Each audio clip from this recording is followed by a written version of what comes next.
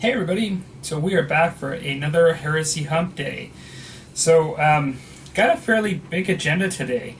Initially, I wasn't really sure what I was going to do. I only had one really big topic that I wanted to talk about, but things just sort of escalated, and now I've actually cut back on the number of topics and things to talk about. Right now, my workroom is a disaster, because I've got lots going on. I've got lots of uncompleted projects. I've got projects that I'm working on that take a fair bit of space, and I've got like terrain stuff that I'm getting on the go as I have free time for other things. And so I don't know if this ever happens to you guys, but I have a lot of space, but even all my space is sort of taken up. I've got stuff scattered everywhere. So I've not tried to clean up the space for the video. This is it. This is the cluttered Heresy Hump Day desk today. Funny that, I don't know how many of you guys know the channel Ichiban Studio. He hasn't put out something, Hugo, over there in a long time. He's a really, really good painter. He's a Golden Demon winner, he used to put out a lot of videos, some amazing stuff. I really enjoyed his channel, and one of the things he did do, though, is he had talked about giving advice for those making YouTube videos, and he said, keep your hobby space tight, like keep it clean, like when you do a video and this and that. And I think that's meant more for like when you're doing a teaching video or showcasing and things like that. I think I've got a little bit of an excuse with my Heresy Hump Day video, this sort of chat. But in any case, it's a bit of a disaster. I'm just surrounded by stuff. I don't think you guys really see the half of it. But we're going to proceed as normal. I am actually going to do a little bit of work today, only because I have some mindless stuff to do. I have this thing here. You probably just see this like brown thing with green thing sticking out of it and a little flower.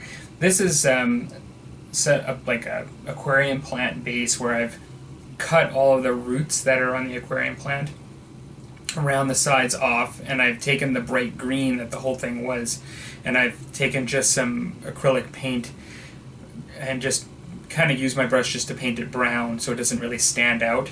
And all the flowers I popped off, and now I'm just popping them back on. I have a couple of these to do. I'm building some stuff for Savage Core, and I'm actually going to, in this case, I'm going to mount this one on a base itself. I have a number of different kinds of bases I'm doing. This one here, I'm gonna have like the flowers on here. It's gonna be really lush.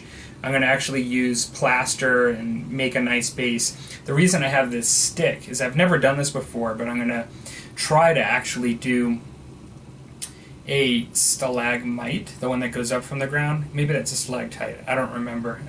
Like it's something that I learned in like elementary school. I don't remember to this day, but I'm going to try to use some paper towel soaked in plaster and make a bit of a peak, and then hopefully put some plaster around it and see if I can't kind of carve it a bit and make it look a little bit like, a stalagmite coming out of the ground with some earth and moss and stuff and some vegetation here.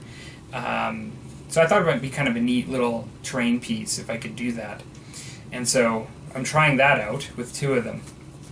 And I've also got I might even move on to the palm trees. Now I've taken these palm trees that I bought, and I'm actually painted them dark brown because they were sort of a shiny reddish color, and I'm going to dry brush them, and then I'm going to put the tops, on them that they came with. And I'll end up, for all of these things that are shiny plastic, I'll end up likely spraying like a matte just to sort of dull it down a bit, the shininess. But we'll see. And so, yeah, I'm going to just mess around with that a little bit because it's kind of brainless, doesn't require much. But I should move on since I've got lots of things to talk about here. And the chat is the primary thing. This is just sort of the thing just to do something while I'm chatting. So, today's topics are Orktoberhammer. So, many of you might have heard of Orktober.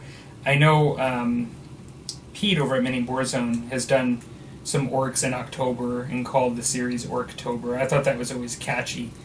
Well, TheJankmaster, who many of you may be familiar with his channel because he has a channel. He hasn't been as active on YouTube recently as far as making videos, although very active in commenting and participating.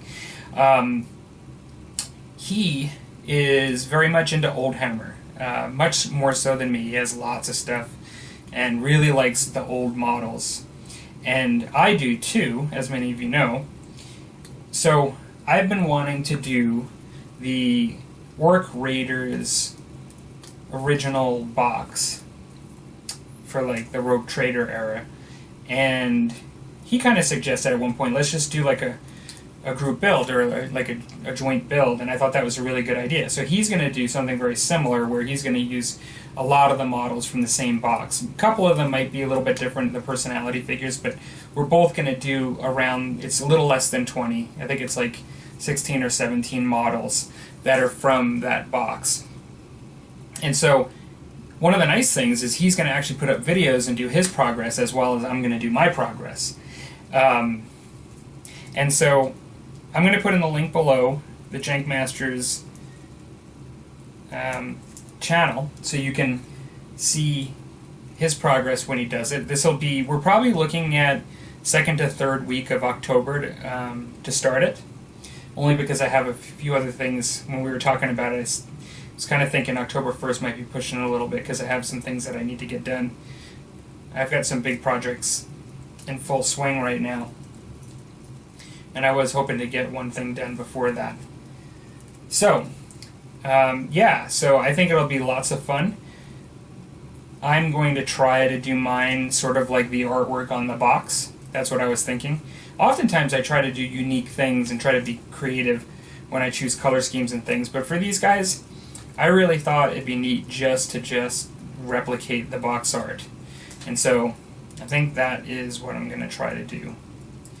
And so I've actually started, I'm usually more polished than this, I shouldn't have grabbed this thing. I've actually started the first topic, but I need to just mention the other two and then go to the beer sponsors. So that was the first thing to talk about. But next topic will be Saga 2nd Edition, and then the last topic will be Game Double Up, and I'll elaborate more on, or doubling up on games. I'll elaborate more on that concept when we get to that.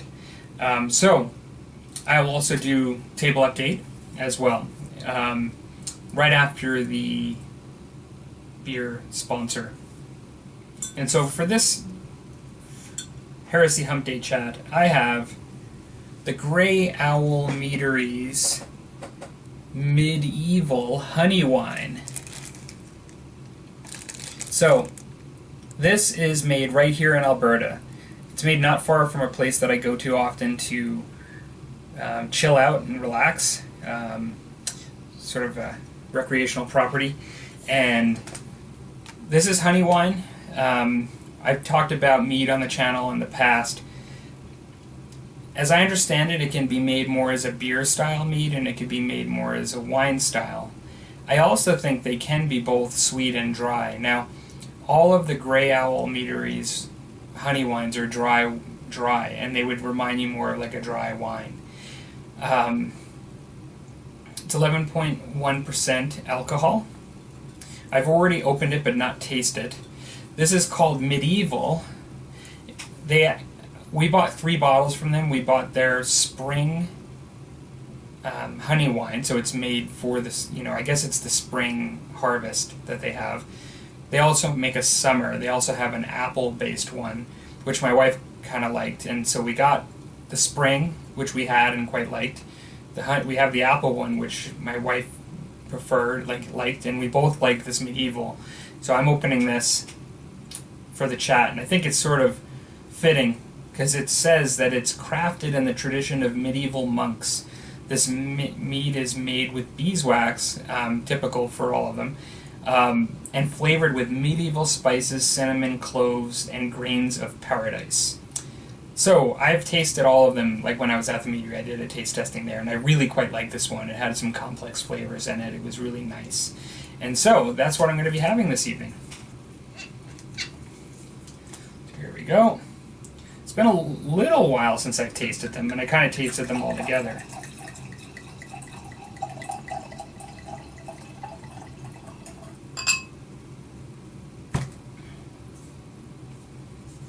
So let's check this out.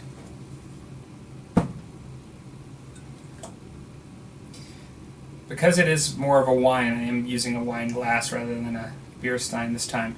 But to be honest, it has more color. If you guys go back to my other video where I don't know which one it was, but if you guys, maybe I should put that in the comments, I don't know, or the description, but I had one where I looked at a wine a few Heresy Hump days back, maybe even like 6, but it was much clearer than this. Now, it was a different Alberta mead. This is much more yellow. Although there are like some micro bubbles on the side of the glass, it's fairly not that bubbly. Strong aroma. Strong aroma of both the honey wine as well as the spices. You can really really get a good hint of it just by smelling it.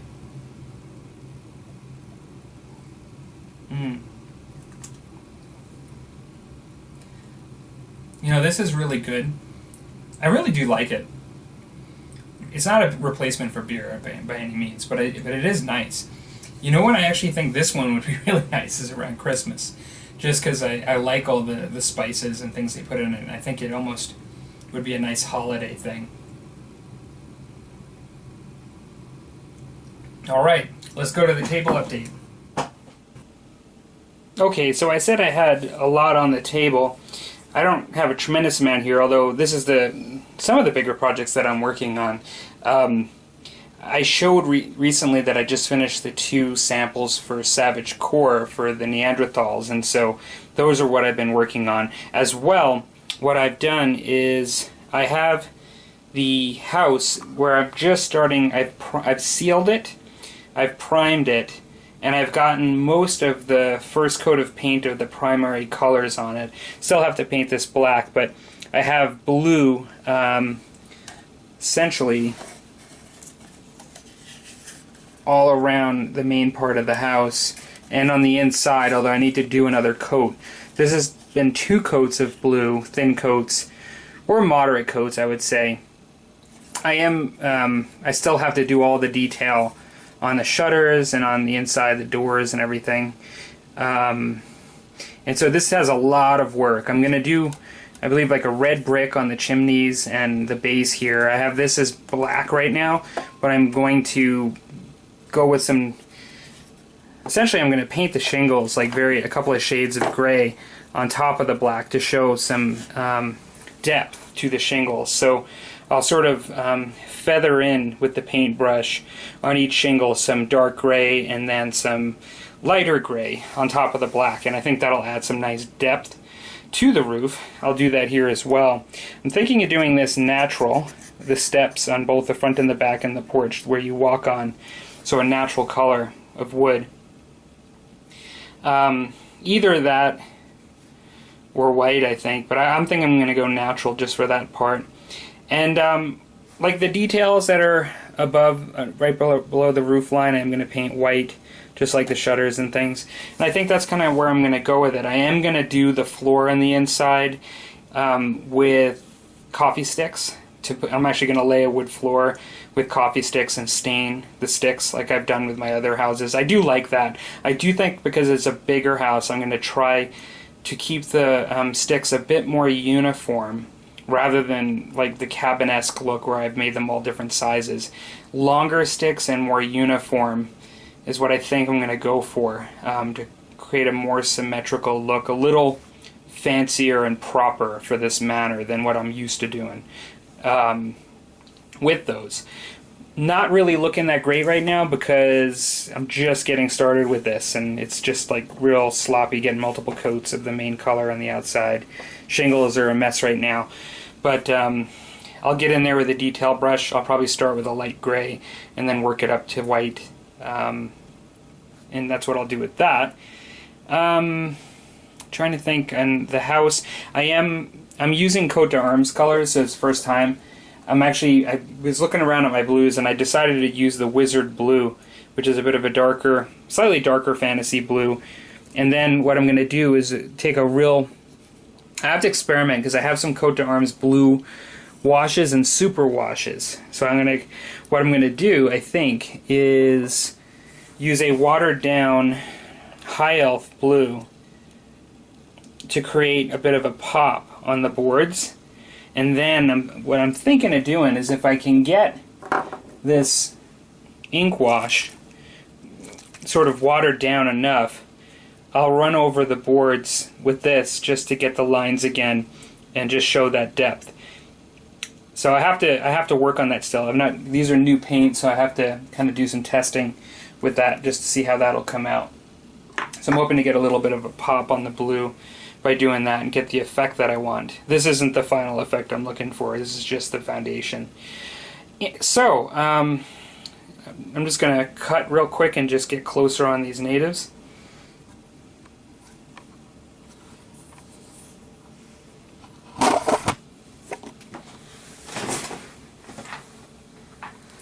So I've done a fair bit with the natives here. Let's see, I've got, first thing I'll show, this wasn't really this wasn't put together last time, but what I've done is, it came with actually some nice stowage too. I've put the natives in the canoe, got some paddles, some supplies, perhaps a basket of food or something. It's basically a basket with a cloth over it. And I've got my two natives here, so that's kind of nice. And I've essentially plastered the bases since last showing these guys and just primed them. So not a whole lot to show today, but I am working on them. I'm moving forward on this. This and the house are sort of what I'm dedicating myself to over the next little bit. And then, of course, just I always have other little side things, but those are the things that I'm really working on right now. So that is my table update. So I will come back to the chat where I kind of cut myself off with the whole Orktoberhammer project. Hey, everybody. So back to the chat. So in closing on the Orktoberhammer project, I would say I've showed this already. This is the original Games Workshop Space Orc Raiders. This is from 1987. So this is the box. I have the set that I will be painting up, and I'm going to paint it up like the guys in that picture up there, essentially. And so really excited about that. And if anybody wants to join in, I'm expecting it's primarily just going to be Rob and I. Rob is actually, I don't think he minds people know his first name, but I think he said on his channel, but it's Rob at TheJankmaster, TheJankmaster, his channel. I think it's going to be primarily us that is doing it, but if you have some old hammer stuff, and I don't even think it has to be orcs, but I think in the spirit of what we're doing, if you have some old hammer, like old, early Rogue Trader or Fantasy Warhammer miniatures, and you want to paint them up, particularly if they're orcs, in October and join us, just let me know, either in the comments or however, and you're welcome to either submit pictures or video, however you want, if you want to join in. But otherwise, it will be the Jankmaster, Rob, and myself doing that. So I'm really looking forward to that. I do have dreadnoughts, orc dreadnoughts, as well as Eldar, both dreadnoughts and miniatures to do as well. My plan is I'm gonna do this Orc Raider box, which is the first thing I purchased when getting these in order to get into painting some Old Hammer miniatures. Then I'm gonna switch over to Eldar, and I'm gonna do some Eldar painting. I'd like to paint the Farseer that Idic Beer gave me, as well as the scouts that Sergeant Tristan Athleth had given me. I don't know which order I'm going to do all that stuff. I also have some Guardians and things I bought, but I want to go back and forth so I can get to all these things. So and then even just to play with the paint schemes too, because I have some ideas on the Eldar that I'm going to be doing. But that will be for another time. So that is the first topic finished. We've talked about our sponsored alcohol for the evening, and now what I would like to talk about is 2nd edition Saga. So as part of this, I'll probably throw some pictures up. They have two main sources of information that I'm aware of on 2nd edition Saga. One is the YouTube video, and I can put a link to that for those of you that are interested. This is directly by Studio Tomahawk. As well, the author within Studio Tomahawk has also written a little article, both in English and French, on the 2nd edition coming out. And so, the things that I'm going to sort of speak to on this, probably not going to be comprehensive, but I'll start by just saying what I know about it so far, and just sort of the highlights with that. So, they're releasing a 2nd edition of Saga, and this is going to be in 2018. It will be starting with a softcover rulebook that's estimated to be around 60 pages. Unlike in previous editions of Saga, it's going to be period, genre, universe, unspecific. The main rulebook. Now, they're going with a distinct difference in philosophy as to what they had before. In the past, it started out with Saga, and it was the Viking Age, and then they did lots of different expansions to that, and then they went to Crescent and Cross, which was the Crusades, and they did a fairly big update. I mean, like, the rules were updated. It was a fairly robust release. I'd never purchased that one in particular. Part of the reason was that I was not as interested in the Crusade period as the Dark Ages. And also, I was just getting into the Dark Ages when that was happening. Now, also, they've released recently a an Arthur sort of release. And that's actually fairly recent. Now, that one didn't have an update on the core rules, but was a period release, to be able to, with new factions and battle boards and everything. So, I know I've left out a lot because I know there were lots of other things, like as far as within those periods where particularly the Viking Age, where they did at first lots of expansions beyond the original rulebook, adding to it factions and books with additional rules in them that apply, that you needed the book for even if you didn't use those factions. So they went to a different philosophy to now release a core game that then they would release different universes. So, like, if you want to play in the Viking Age, you can get that book that they're saying would have, like, all of the information to play all of the factions within, the Viking Age. If you want to play Crusades, then they'll have, like, a Crusade book. They've also mentioned that there will be mythological elements, fantasy elements, opportunities in the future with Saga. So, given that these are the sagas, and these are sort of the heroic deeds, and after, like, a lot of the interpretation is it's like after the battles and the storytelling and things.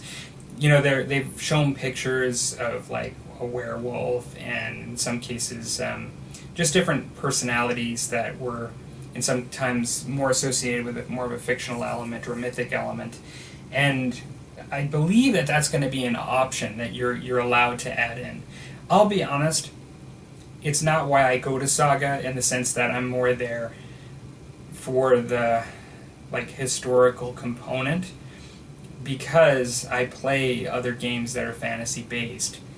I don't really look to Saga for that. Having said that, I have no problem with playing the occasional game or even trying it out the other way. It's just that as long as I can play, like, the Viking Ages, then in a way that I'm sort of similarly accustomed to, as far as playing, a historical faction primarily against a historical faction, then I'm happy. I'm glad that they'll add the other stuff too for those that want to incorporate it. But I still want to get a little bit of a historical feel, and not as much fantasy, visually in front of me. That's more of a personal thing. So, we do know that they are continuing with battle boards and Saga dice. Now, I'm really glad about this for a couple of reasons. I mean, like, saying that you're continuing with the battle board in some ways implies that you're using dice, because that's the way it's designed. You know, you're putting dice that you need certain faces on the various attributes to be able to play it. And I really like that. I don't have a game that's quite like Saga other than Saga. I hate to see it turn into something that I already kind of have, which I don't know that that will happen, but I really kind of like the core aspect that makes Saga a Saga, you know, to me. And so I'm glad they're keeping with that. Some people I know, I've had both personal friends as well as seen people on the internet say they hope, and this isn't a majority, it's just some people have mentioned that they hope they get rid of the Saga dice, and I think they mean the dice that you have to pay for, you know, with the symbols on them. Now, you always could play Saga with regular 6-sided dice. You never needed those symbols, but the game does show the facing, you know, of those dice, so it kind of makes you want to have those right away. Otherwise, you have to say, like, the number 3 equals this, and you have another thing going through your mind besides the game itself. I know the Saga dice aren't cheap, but I'll be honest, I've always really enjoyed those components for the game. I've really enjoyed having Saga dice with the symbols matching a battle board that you play that are in character of the army that you're using. I've found that it is a nice thing for gameplay. I realize it could be considered not essential, you know, like, because you can use regular 6-sided dice, but I hope that they're still available as an option to buy, because it's just one of those things that sometimes is just fun to have. It would be like any of your board games. For those of you that are board gamers, you might really like the components in a particular style, the printing of the board, and like you might just like the way it's designed. And for me, the Saga dice are one of the nice things about the way Saga is designed, and the battle boards as well. So quite happy about that. Trying to think of what else. I guess whenever talking about Musk and Tomahawks in the past with folks, they oftentimes would say that it's kind of perfect the way it is. It doesn't need to be updated and things. And some people may or may not feel that way about Saga. I mean, clearly Saga's different in the sense that it's scattered across many, many books. I think that there are going to be people that have everything up until this point that are going to be a little annoyed.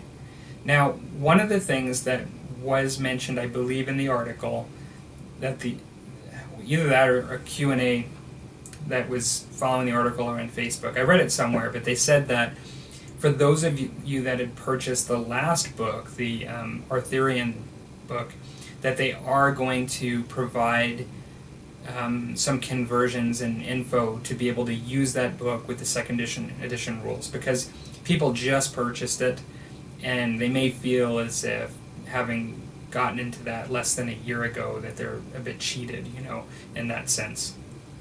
And so I think that's good. It's great that they're accommodating those folks and allowing them to be able to continue to use that book with the new rule system. But I do think there likely will still be people that have bought everything until this point going forward, and are going to be a little annoyed just because they're going to feel as if all those materials are now useless.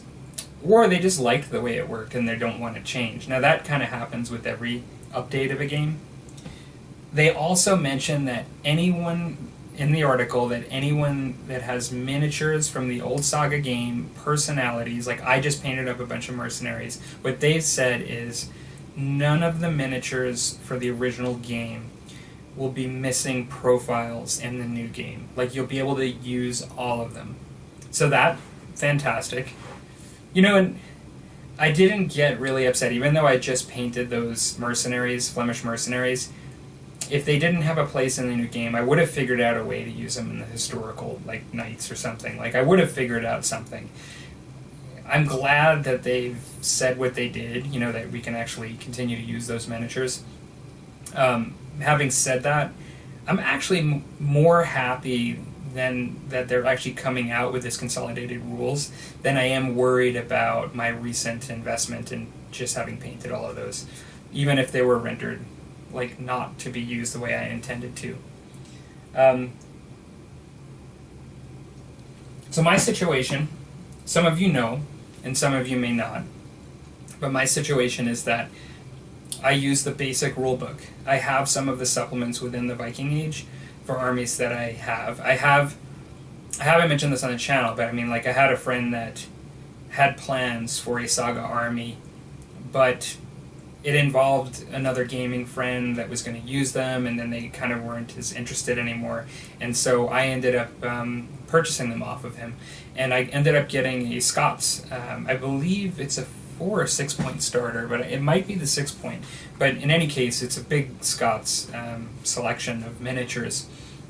And I have the old rule book that I'd gotten with it, I purchased with it, and that will likely not be used only for a short period of time, although who knows, maybe we'll play old Saga sometimes, you never know, like just to try it out, like let's play first edition, so I'll hold on to it. But yeah, I mean, where I was going with this is I only play with the basic rules. I never got the Crescent and Cross, I've never got the Arthurian. And in some ways, I've gotten quite a number of games out of the first book. For me, when it comes to gaming, I mean, over the course of a year and a half, if I can get 18, 17 games in, that might not seem like a lot to some people, but for me, that's like spreading them out among all the other games I play over the course of that period of time, and it's well worth the investment for me with that. And so I feel I really got what I needed out of that book. And just like Musket and Tomahawks, I feel that that first book is fairly dated. The rules have been adjusted through facts quite a bit. They've been added to through other books quite a bit. The actual product itself, although better than Musket and Tomahawks as a rule book, as an actual publication, you know, it's in color, it's produced slightly better than Musket and Tomahawks, but still is nothing compared to Crescent and Cross and like the Arthurian book and like the quality of the materials. So again, I get back to this, what to some people might be superficial, but I do think that both from a rule perspective and a materials perspective, it'll be great to have a new book. Although I don't think this one's going to be hardcover, I do think that probably the Universe books maybe be hardcover. So what they have said is that they are going to start with the Viking Age, so I'm very happy about that. And then they've already said that it will be followed by the Crusades after that. And so those are the two they've committed to in print, outside of supporting right off the bat the Arthurian stuff. How close in proximity the Viking Dark Age materials will be available to when they release the rulebook, I don't exactly know. I expect that it's going to be fairly soon. But, you know, when in 2018 all this is going to drop, I'm not really exactly sure. So overall, I'm really quite happy. I think that there was mention that, you know, there were going to be some changes, but lots of the game will be similar and familiar, but that some of the stuff's going to flow better. And so they, you know, it's after years of doing this. In some ways, when you take a game and you keep adding on it, sometimes it's really hard to make a change that you learned over time, that you would have liked to make that change to the core component to the game, but it's really hard once you've started on a sort of backbone that has been so long ago, and then you've made so many adjustments after that, that to try to make a change to a core component is just really, really difficult. And so I'm very curious to see like what some of the changes are going to be.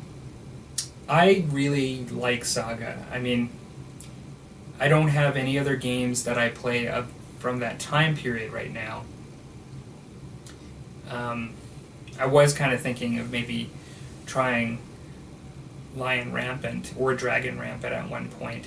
I don't think from seeing the Dragon Rampant rules, I think it would be very different than Saga, but that's okay actually. You know, different is good. But I've really enjoyed Saga. I've been thinking about it recently. Just I have a lot of Saga painting still to do, and I'm kind of itching to do it. It's really nice when you have miniatures that, I know we have like our lead piles, but it's really nice when you have miniatures that they're not there sitting on the shelf and like a burden to you, but really like, you're like, oh my god, I just want to start those. But you just have these other projects that, for either gaming purposes or for whatever reason, you want to do ahead of them. But you're really itching to do them. And that's the way I am with my Saga miniatures. I'm really enjoying doing all the Dark Age stuff. And so, we'll see. So, I think, I'm interested in what you guys think just about the Saga release, whether you think they should have done it or not, whether, you think they're going about it the right way, if there are certain parts from either the trailer that you're interested in. I know they also have some interesting characters like Joan of Arc, which may mean that they're going into more like medieval, perhaps, which would be very cool too. And so yeah, interested what you guys think. So, before we go to our next topic, just a short word from one of our sponsors. There was a stranger who came into our town. He was tall and had eyes that could look right to the bottom of you. We might have welcomed him, except for one thing. His pants. They weren't dull like ours, and this troubled us. Stranger, how is it your pants have colors and flared legs?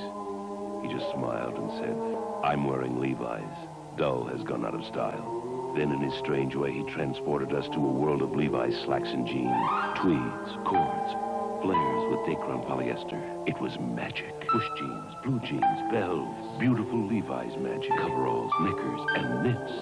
And we cried for more. No, I must go to other towns, he said, and he left. Left us with our new Levi's. Yes, we'll miss that stranger. But life will never be dull in our town again.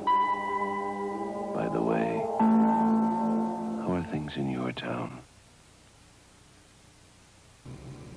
Okay, so last topic of the evening. Feels like this is going really quick, but I'm always usually surprised when I look at the time afterwards when I'm doing the editing and such. But I've quoted it as game double up, but what I'm talking about here are getting into games that are either from the same game designer and manufacturer, more than likely, or just so similar for whatever reason that you feel as if, even though you like the rule set, and even though you like the miniatures, from perhaps both of them, you feel like you already have it through another game that you have. I always talk on the channel about having core games, and I always talk about the ideal of trying to limit the amount of things you get into, just all the dangers of getting into so many different games, and a hobby that by design is very time consuming for each and every one of the games when you're getting into miniature, like painted based games. But and so with that sort of philosophy, the phenomena of having like the opportunity, or as a result of getting into multiple games that kind of bring the same thing to the table for you.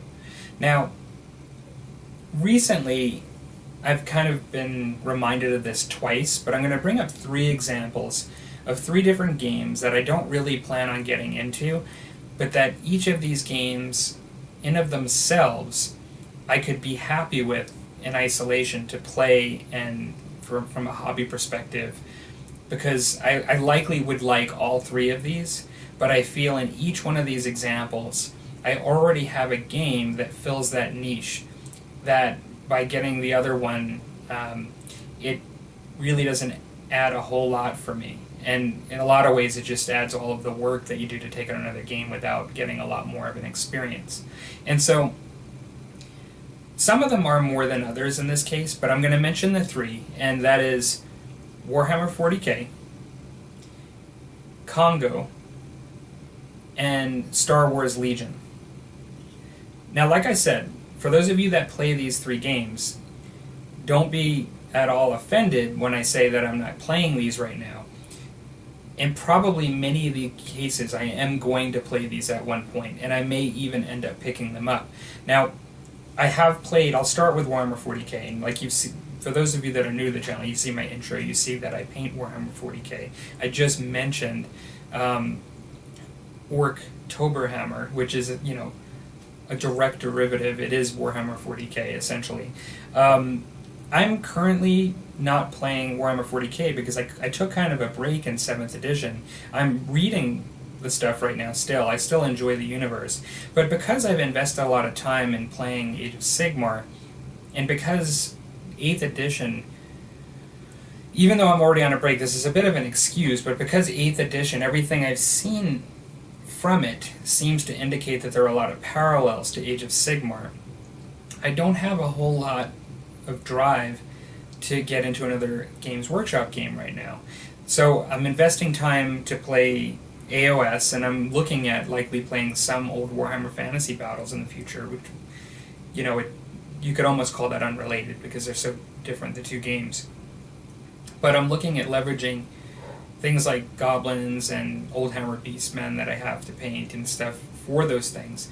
And so, really, I don't really see a need to try to get into 40, to use even my models and to dedicate gaming time and headspace for a game that has really taken a lot from AOS.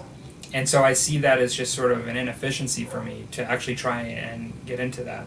And so, you know, like Star Wars Legion is another different kind of example, because I alluded to this in another Heresy Hump Day, but the Fantasy Flight game formula, which is very much composed of using certain kinds of templates, you know, for movement, and cards that you get for your game pieces that you usually will pay a point cost for, and you can maximize and minimize your characters, and, you know, with these cards for ability, and then they have like releases, and everything is done very similar way. They have a kind of their formula for their success, and just like Warhammer 40k and Age of Sigmar, like, I like these games, but I feel like with Legion, one of the reasons why I'm going to wait a while and check it out and not really commit to getting it at all, and it's not on my list to do, is because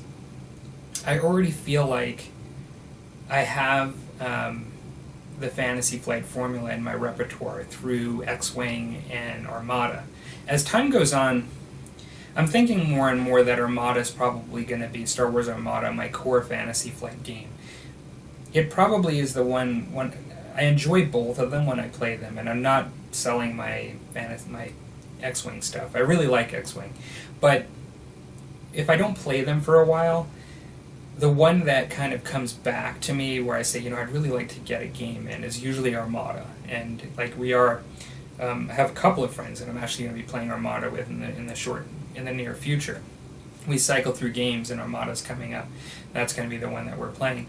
And so I feel as if I'd rather put my money towards another ship for Armada to add on to what I already have, you know, the cards and all the things, dials and all the stuff that you need that come in the package, rather than getting like a whole new setup that's going to require expansions, that's going to require all these things. In of itself, like, if I didn't have any of them, maybe I would pick up Legion. You know, maybe that would be the one that I would pick up. But I feel as if I already have the Fantasy Flight formula in my repertoire, and so to reference the topic of this video, I feel like I'm game doubling up, like if I actually go and get Legion, as opposed to something else that I just don't have altogether, that brings something different to the table. Now, Congo. I don't want to offend Ralph and Pete over at Mini Warzone, because I love watching their Congo videos. And I watch all of them because I really do like the look of Congo as a game by Studio Tomahawk. So this is, you know, kind of backing off the discussion, or coming right off the discussion of the Saga. But, so Congo, which in a lot of ways is probably most definitely Studio Tomahawk's most recent game. And so, even though they've released some supplements for Saga, I think since Congo's come out, Congo would probably be the most recent rule system they've come out with. They had Jugula before that, I believe. There are some other things, you know, but essentially Congo looks great. It's historical skirmish, of the Studio Tomahawk style, which I love. Like, I really love Studio Tomahawk games. I like the way they write. I love their rules and the flow of their games and what they put within their rule systems. I find that when I've thought about Congo and even considered it,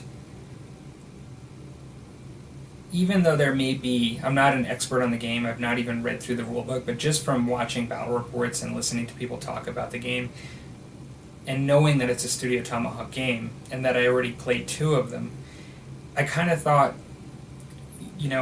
it's just, for me, it's game doubling up in some ways. It likely has aspects to it that are an improvement over other games that they had prior to that. But since I'm already committed and enjoy the other 2, I just wasn't ready to just get another Studio Tomahawk game. It's true that the period is not one that I've often sought out for Congo, but having said that, I do still find it an attractive period to play in, like as far as that colonial sort of, I guess, and it almost has a bit of a Tarzan-esque kind of aspect to it, feel, from looking at it. And so there's almost like both a historical and there feels like there's a little bit of semi-fictional or creative elements as well. And I like that. That's great. And, Saga definitely has that. For me, I'd rather get like the updated book of Saga. I really feel, and the thing I didn't mention on the Saga topic is that, to me, that was the second best thing they could have done as a company. The first best thing is to take their namesake, Musket and Tomahawks, and actually come out with a proper second edition. They need to. They're not releasing the books right now. Like, you can't get a brand new book unless somebody has inventory. They're not reprinting them for Musket and Tomahawks. So, to me, that's a natural thing that should be happening. But really loving the idea that the Saga second edition is coming out, and that is probably what I would spend my money on and invest in at this point over getting into Congo. But having said that, if I wasn't playing either of those 2 games, and if, let's say, one of my friends was playing Congo, I could have ended up doing that instead, because it looks very good. But those are like 3 kind of examples of game double up to me, where, those of you who watch the channel know that I've just painted up a crew for Malifaux. I don't really have a game that's quite like Malifaux, with the cards. It was a very easy limp-in investment. I hadn't invested much. I bought one, even though I wanted the old metal models, I bought just one simple crew, for it, and I'm just trying it out. But I felt okay about that and kind of interested, because the design of the game and how it works is so different than anything I've ever played before. So it felt right. It didn't feel like game double up at all. Having said that, it's possible that I could quite, in isolation, enjoy Congo much more than Malifaux. Same thing, in isolation, I could potentially enjoy Star Wars Legion or Warhammer 40k 8th edition more than Malifaux. But that's kind of where I'm at right now. I do still enjoy, in some cases, like with the Warhammer, I enjoy both the reading, as I mentioned, and I enjoy the painting because I love the universe, even if I'm not playing the game right now. I am kind of as much as I like Star Wars, I still also really like Warhammer 40k in the universe. And so, really, the game Double Up is almost outside of all of that. It's its own reason as to why I'm not kind of investing or committing into another game. It's just another reason. And so, yeah.